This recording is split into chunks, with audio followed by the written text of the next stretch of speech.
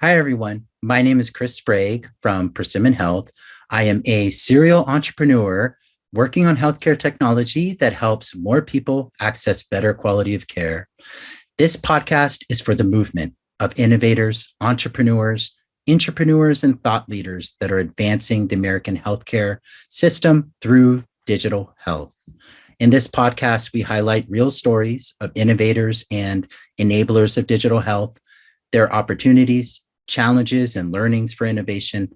We'll cover topics such as startup building and fundraising, entrepreneurship, emerging technologies, and big ideas to transform healthcare.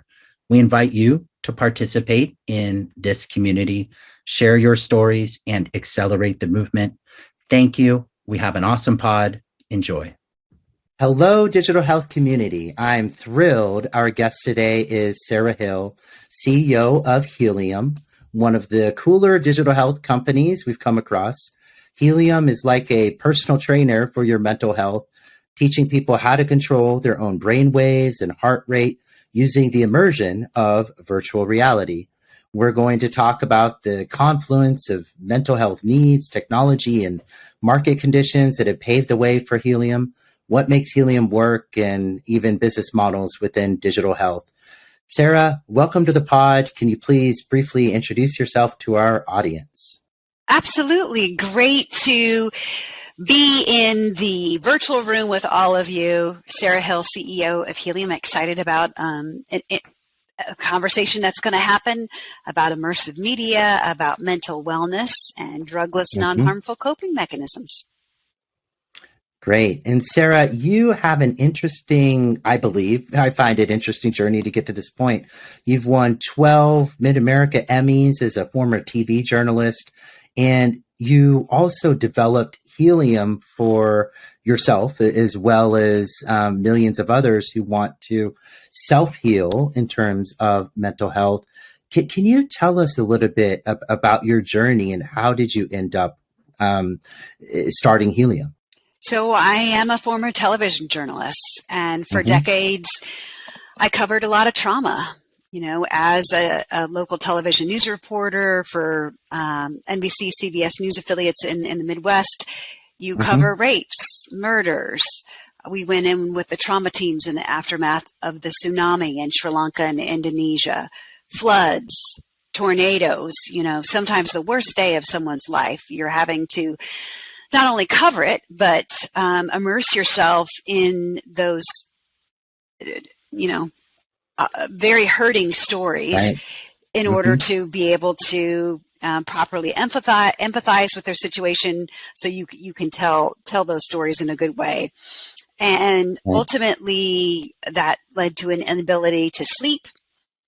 And you know, I developed Healium for me, as well as the millions of people who struggle with anxiety and insomnia and want to feel better and sleep better. And, you know, 15 years ago, my media diet, what I was consuming with my eyes in my social media feed or on television or in movies or what have you, was broken. What I was covering, you know, every day at work, it was broken. My media diet was broken. And all of that negative fiber ultimately made me sick. And so I set out on a course to create some positive fiber in your media diet as a drugless, non-harmful coping mechanism. I teamed up with my co-founder, Dr. Jeff Tarrant, with the Neuro Meditation Institute. He you know, was doing neurofeedback and still is. And he wrote a protocol for me many years ago, 15 years ago, so that I could learn to self-regulate my brain patterns and my heart rate. And fast forward to, you know, 7 or 8 years ago, we were doing virtual tours for a group of terminally ill and aging World War II veterans who weren't able to physically travel to see their memorials. And so inside virtual reality goggles, they had the ability to feel like they were at the memorial, even though they weren't physically there. And through that experience, we noticed that virtual reality and augmented reality, to a lesser degree, appear to be impacting the user in ways far beyond ways that traditional media do. They take Right. deep cleansing breaths, they'd relax their shoulders, they'd sit back in their chair, and they would take off the headset and say, I like how I felt in that. Can I watch it again? And, to me, as a journalist, a naturally curious person, I wondered, what is happening to these individuals? And can we create the media in a way that actually has an even more positive impact on their physiology? And so my co-founder, Dr. Terrence, started doing brain maps or full, EEG scans with, a bunch of sensors and glue, electrodes on all over the head to try to discern, how this kind of immersive media was impacting brain patterns and heart rate. And the short answer to that question is we found it was very quickly shifting brain patterns associated with the stress response. And so we started doing even more research. Other people started doing more research. And to make a long story short, there are 6 peer-reviewed journal articles in different, IRB studies, institutional review board studies, looking at how helium impacts brain pattern and heart rate, brain patterns and heart rate, and it impacts it in a very unique way. And so we developed a product, and that product is helium in either virtual reality or in augmented reality. Right. And it's based on neuro meditation or, well, gosh, I mean, just to get my terms right, I know meditation myself. I know hypnosis. And how does neuro meditation differ from these types of treatments? Yeah. Dr. Tarrant wrote the book on neuromeditation, so I encourage you to Google his book, Meditation Styles to Rewire the Brain. It's on Amazon. And it's, essentially not all meditation is the same. There are different flavors. You might need to meditate for calm or focus or mindfulness or positivity. And so we're just, using these meditations and making them visual. And so, there's certainly a place for traditional meditation. And we're not saying that, you should abandon your current practice that's working for you. This is just a new flavor. It's visual and it's immersive. And ultimately, the brain believes what it sees. And so if you are placing someone virtually inside, a beautiful waterfall, well, the body is responding as if it's in the waterfall. It's enjoying it. And the brain is thinking it's there, even though, you as a person really know you're not in the waterfall. You're only in a bubble of video. The body is responding as if it's there. And we can tie brain patterns to assets inside a game engine. So for instance, if you, quiet your mind, well, that can trigger a firefly to go up and down. It can trigger the colors to change on a jaguar's fur or your stress animal's fur. It can make the flurries fly inside a magic snow globe. That's really just what we're doing, is teaching the user to learn to self-regulate their brain patterns and their heart rate, but then also create stored memories that they can go back to in a stressful situation. All of these are beautiful nature-based escapes that have the option to be powered by their brain patterns or their heart rate via wearables they would already have in a home, whether that be a consumer-grade EEG meditation headband or the Apple Watch that's on their wrist. They can, actually see that data instead of being a flat number sequestered on their wrist. It's spatial, it's set out into the world, and it's something that the user can actually see and learn to control.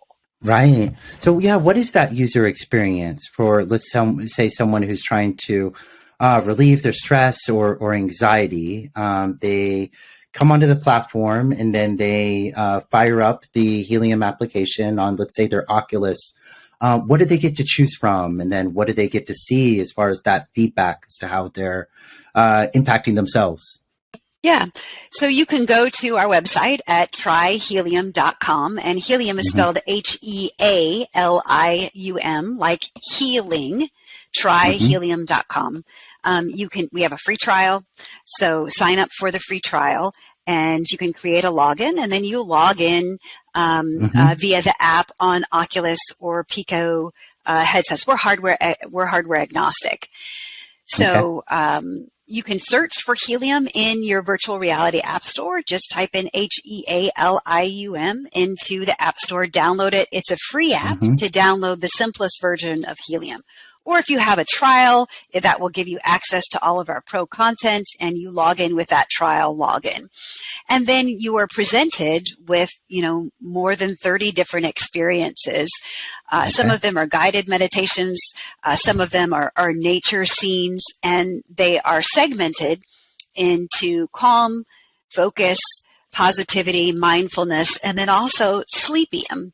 And sleepium is a new, you can see my air quotes, digital drug for, bedtime stories. Right. So much as if, you used to count sheep, or if you're listening to an audio of, a waterfall, it's kind of akin to that for people who are visual.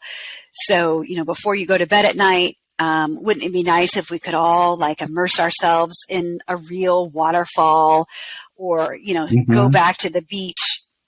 And while you can do that with your mind, this is just a different flavor where you can actually be there virtually, and the brain believes what it sees.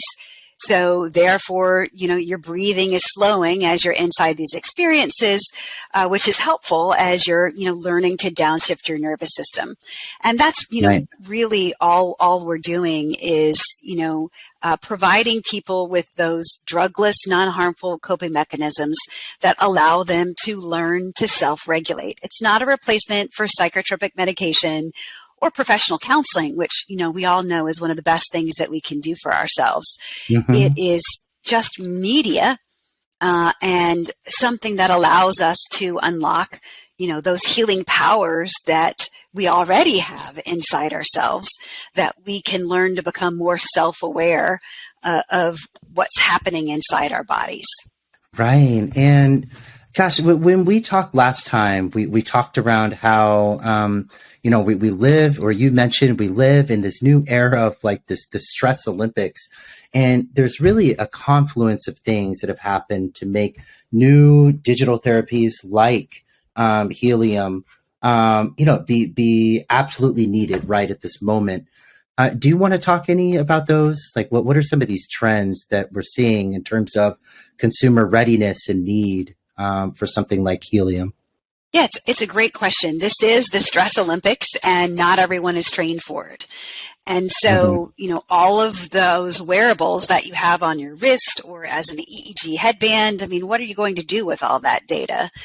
Well, Helium allows you to train with it. And just as you would train your body, this is mental fitness or training for your mind. This is a mental health emergency. We all know, especially with our youth and young adults, that suicidal ideation is at an all-time high among either elite athletes or among worker athletes or tactical athletes. And by that, I mean nurses and physicians who are on the front lines of literally this mental health emergency. And so, this is just a different way that in research has been shown to be, more effective for certain groups than audio only meditation. And again, there are different flavors, and, there might be some time when you need an audio only meditation. And then there might be another time when you need a quick fire extinguisher to quickly, interrupt that stress response. Right.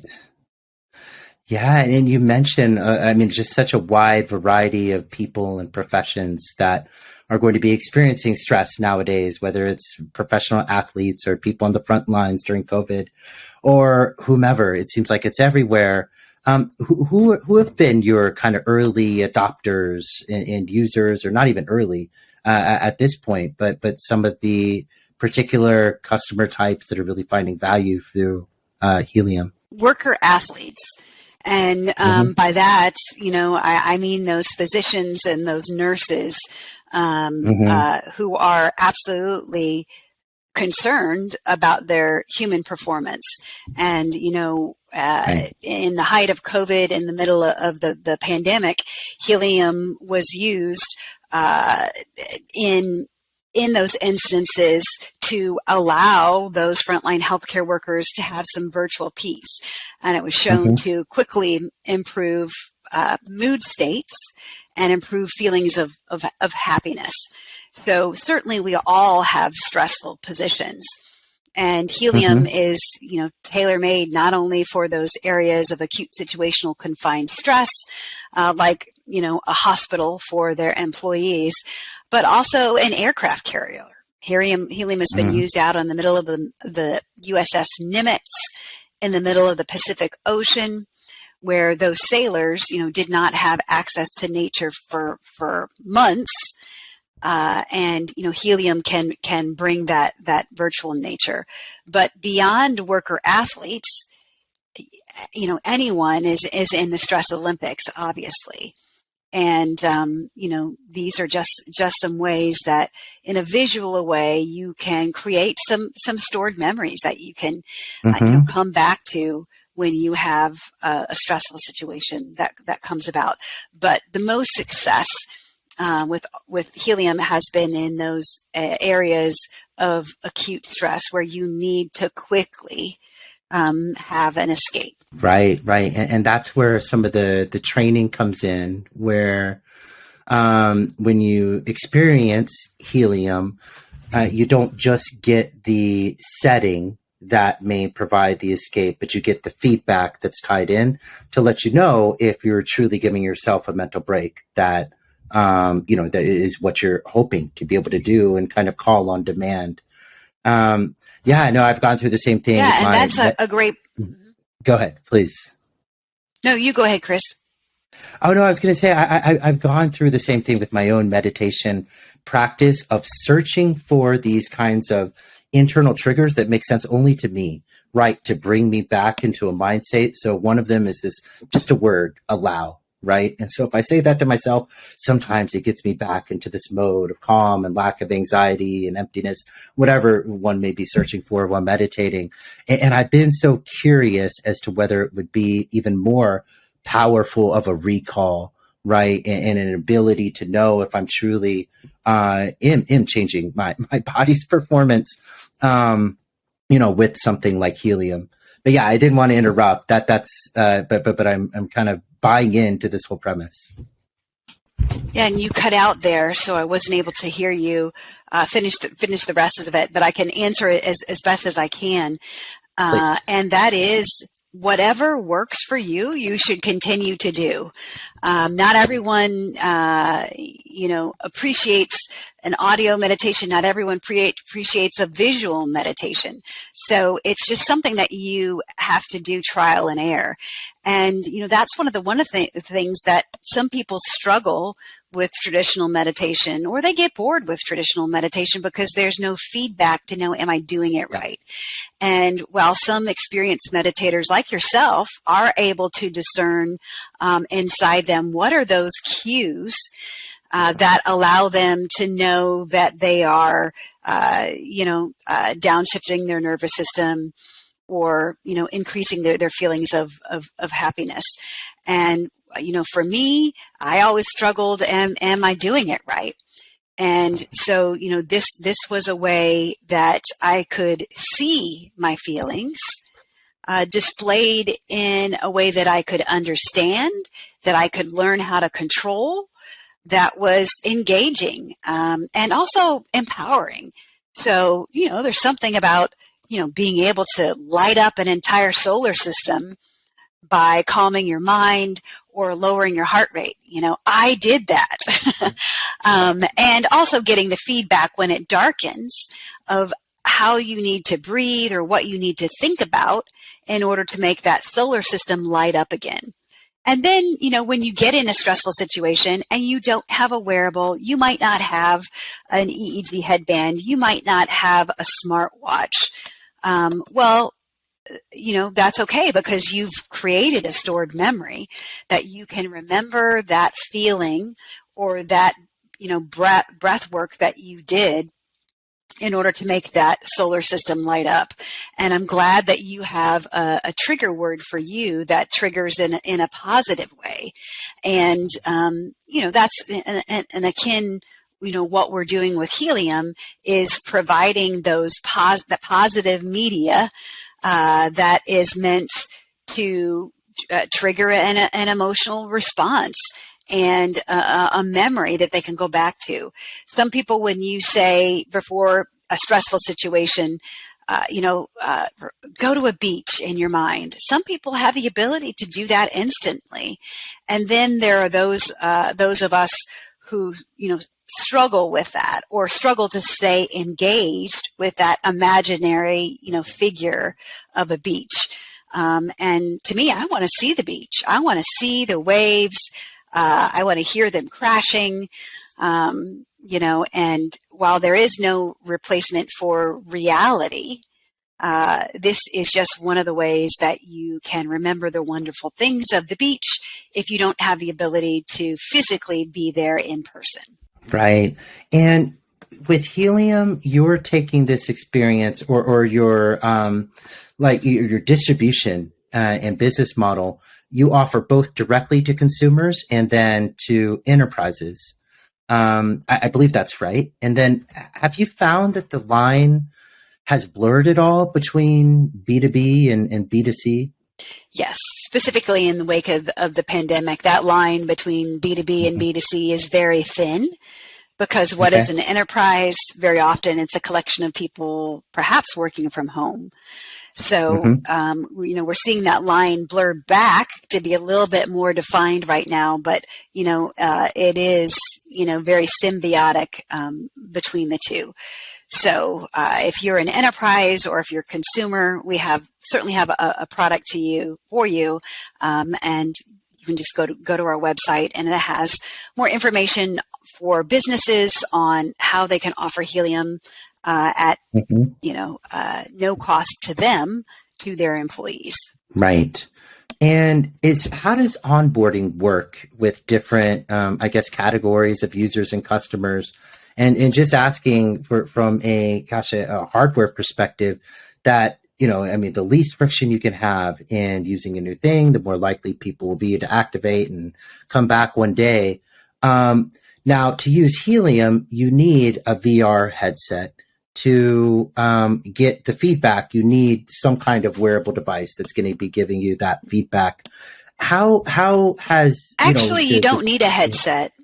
Okay, you don't. Yeah, okay. Actually, cool. You don't need virtual reality goggles. You can use it just on your mobile device, either with a wearable or without a wearable. So if all you have is your phone, it's not as immersive and not as engaging, obviously, as getting that feedback from a wearable. But in its simplest form, these are augmented reality guided meditations that don't have feedback unless you plug in your Apple Watch or EEG headband.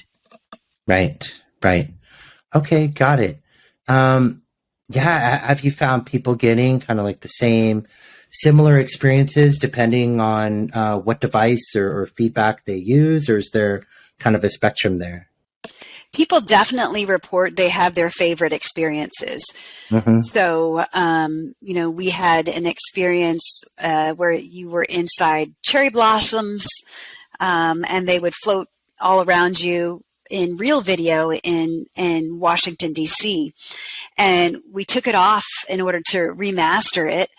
And, there was a mini backlash from a customer saying, "What happened to that? I love that one. That was one of my favorite ones." And people develop different emotional attachments to different experiences. So we were in Switzerland a couple years ago, sharing Healium with some groups there, and they were not at all. They wanted to see all of the beach experiences, right, and not really interested in the snow globe. But, you go to a warm climate, and obviously all they want to do is be in a snow globe because it's something that they Right. don't, naturally get to see.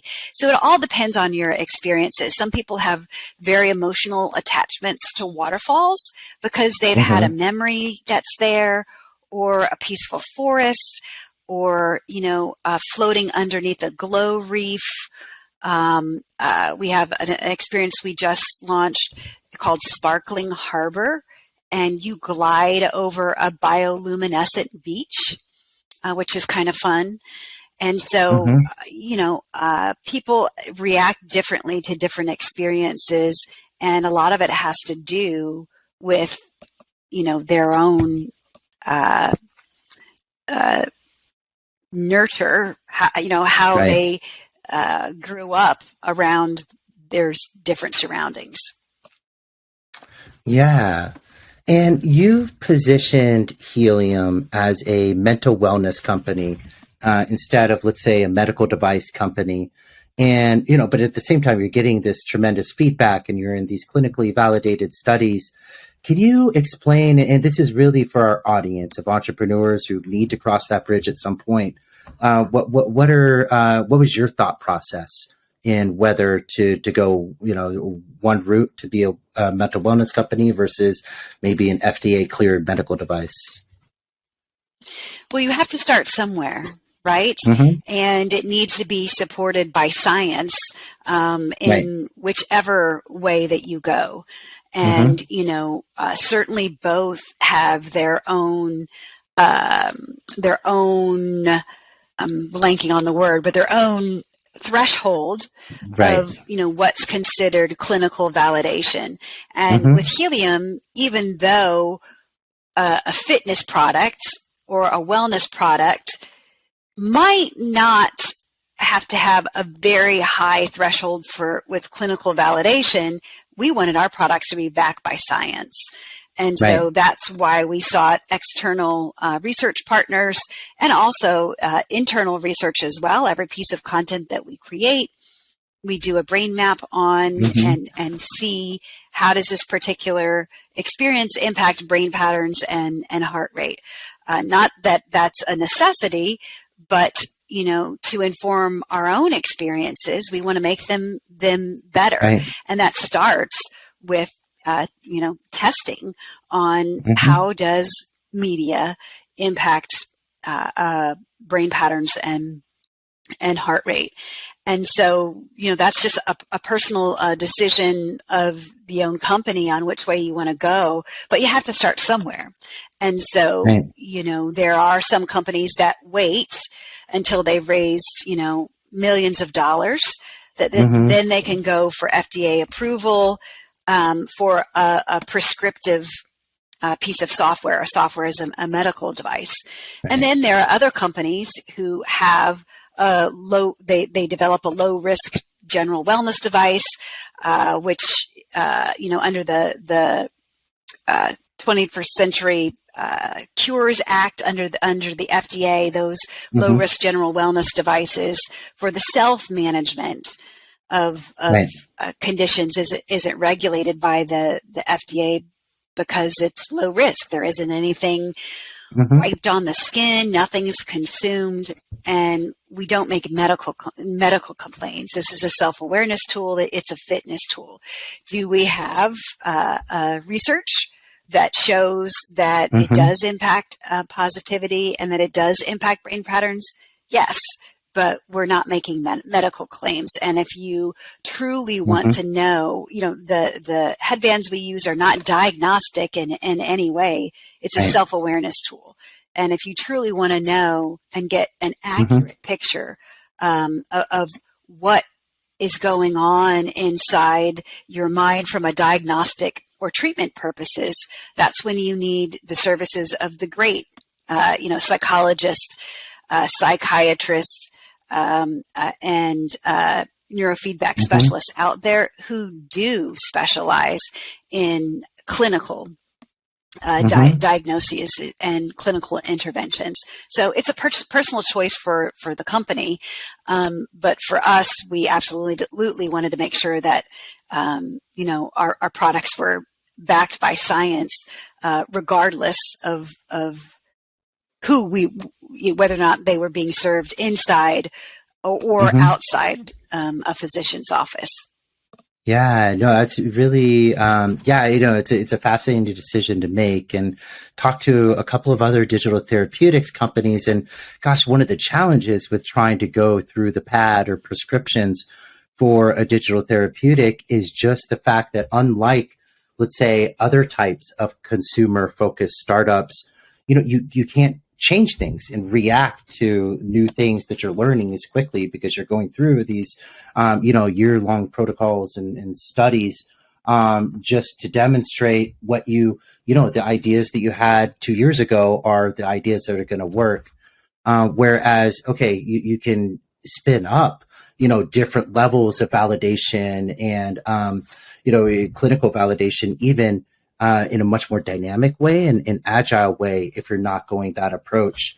So like you mentioned, you get to produce new content and measure right away. Hey, is this going to be better at helping people maintain their calm or be able to control their brainwaves or heart rate, and get that immediate kind of validation. Whereas if you go another approach, you don't necessarily have that opportunity to be more constantly improving.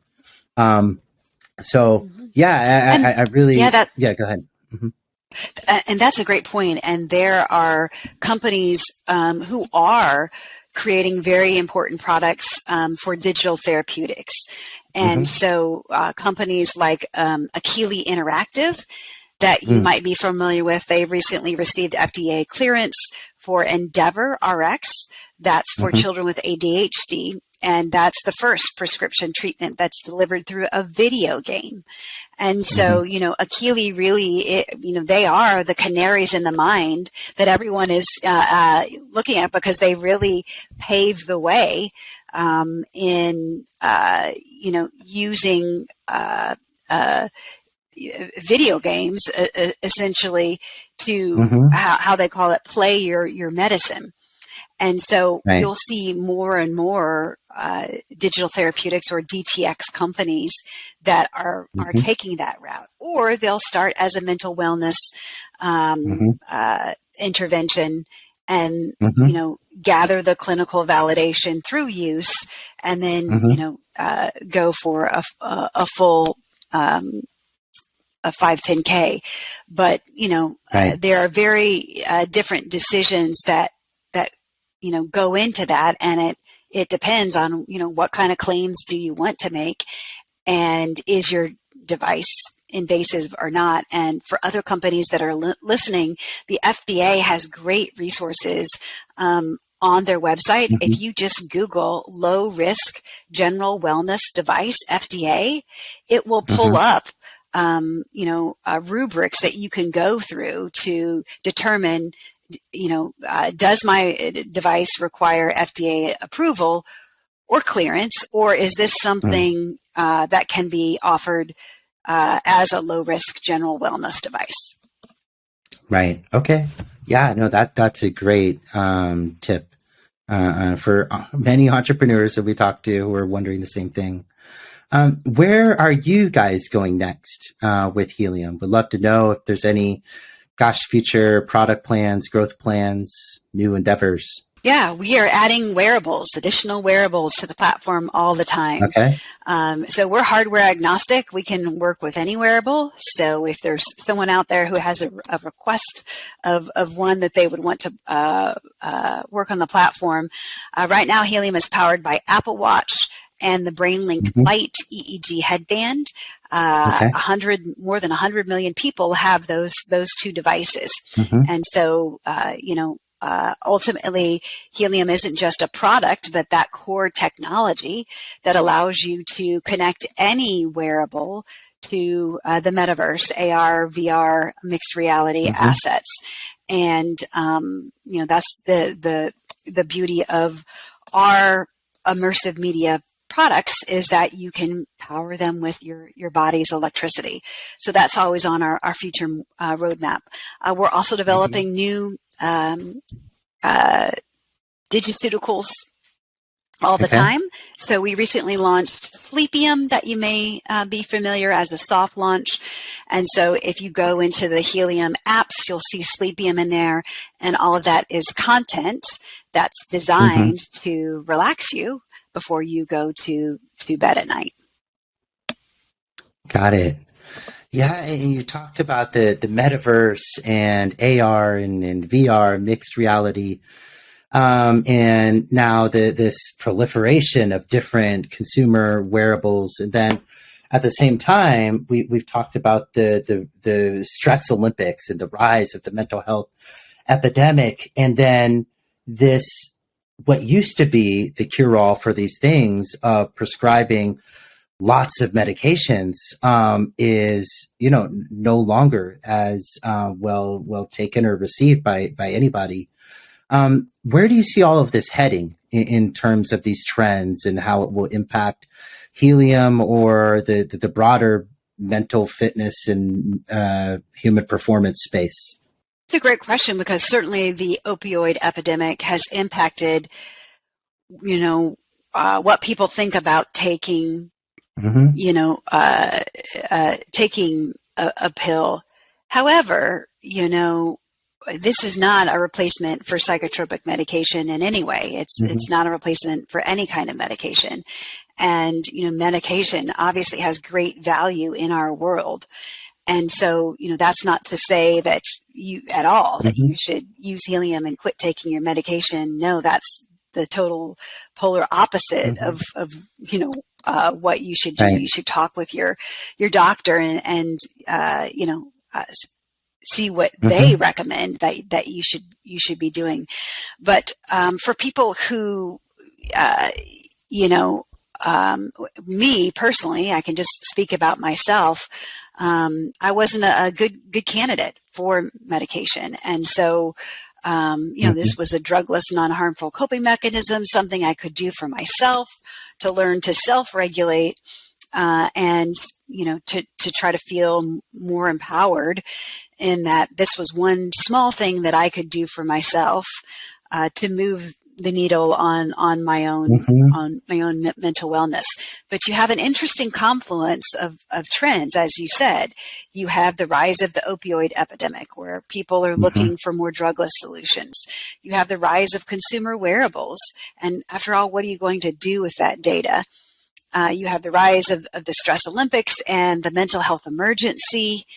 And, it is Healium is certainly, in line with all of those different areas, along with the rise of the metaverse. And we know that immersive media compared to flat 2D media is not as memorable, and it's not as engaging. And so you have that research along with the rise of, digiceuticals and digital therapeutics that have historically been served in the flat world. And so, what you'll be seeing with a lot of these DTX companies is they're realizing, well, the world is no longer flat. It's becoming a place that you step into, whether that be in your mobile device or in a virtual reality headset. And so that's what I'm excited to see over the coming months and years is, more more companies realizing that the flat world of digital therapeutics certainly had its place. But if you want to impact brain patterns and heart rate, there are new ways to do that. That research has shown can be more memorable and engaging. Yeah, and speaking of stepping into new worlds, I have a few questions around your experience as a startup founder. One is, 10 years ago when you were a television journalist, did you have any inclination to become an entrepreneur yourself, or is it just something that came organically through your experiencing your own stress through the reporting? So journalists make great entrepreneurs because ultimately you're not selling your product, you're selling your story. And, that's what I do every single day. I'm telling, my story, and the stories of the people who use our experiences and our employees. But no, when I first graduated from journalism school in 1993, that was not at all on my radar that, I would create an immersive media company, in the metaverse, connecting biometric data. Like it just, it was not a linear path in any way. It took many twists and turns, all of those points in time, which had a profound impact on, what we developed today. But journalists are naturally curious person. They aren't afraid to talk to people, which is helpful in sales situations. Before you have a sales team, you are your first salesperson. So you absolutely have to, drum up and go out into the community. You have to, know how to share your story verbally, as well as in written form. And you also have to have a high level of digital literacy. And that's something that journalists and digital storytellers have. They know social media. They know about search engine optimization. They know about graphic designs.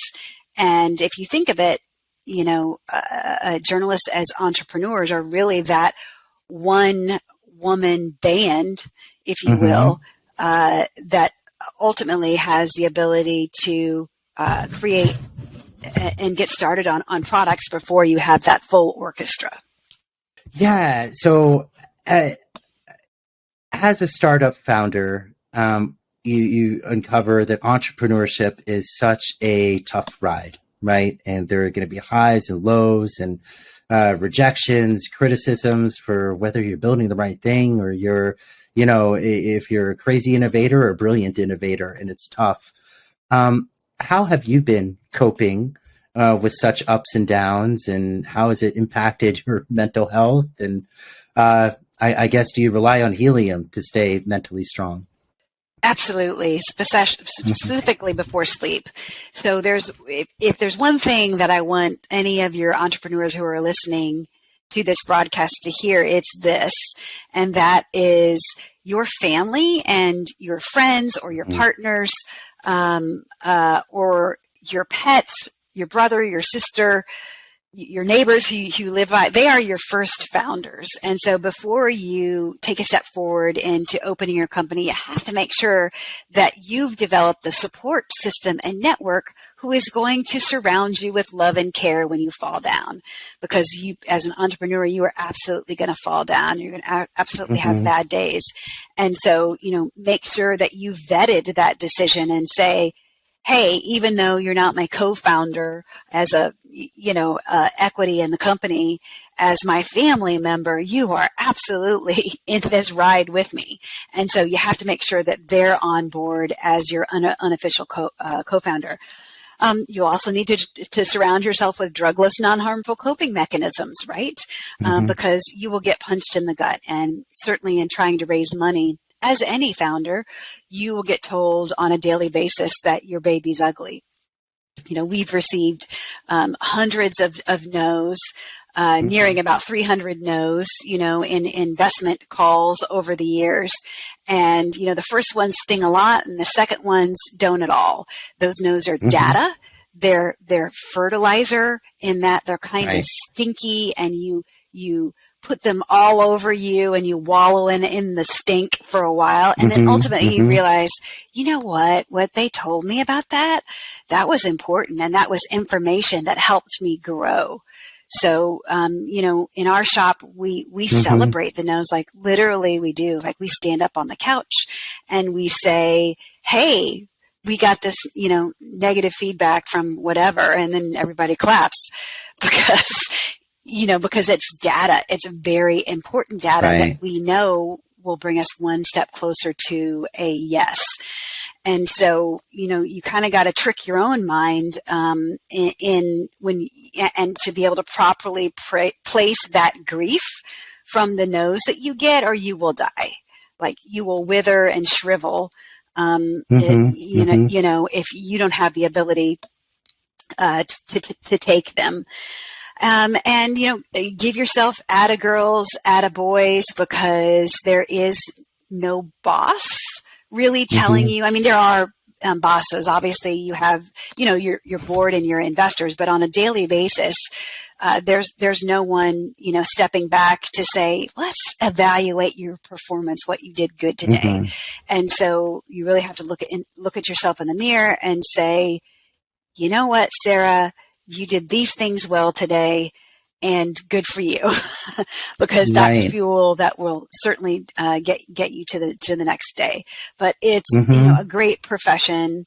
I love my job. I get up enthusiastically, and come in early every single day because I have a passion for what we've built, where we're going, and, our amazing employees that we work with. So I couldn't recommend it enough. Just proceed with caution and making sure that if you do struggle with your own mental wellness, which I did, as an entrepreneur, that's going to be exacerbated. And so, focus on the things that you can control, and you surround yourself with that support mechanism, drugless, non-harmful coping mechanism, get good sleep, and mind your media diet. Right.